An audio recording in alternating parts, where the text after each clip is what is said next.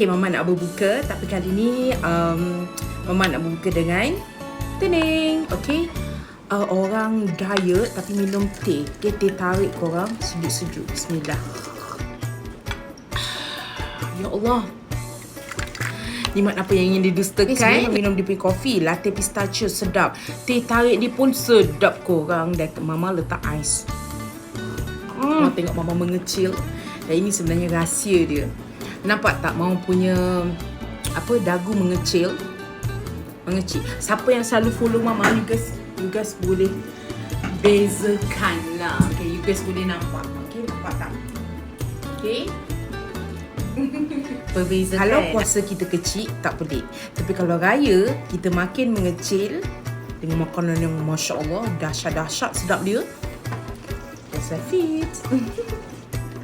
Raya-raya kecil. Mama buat.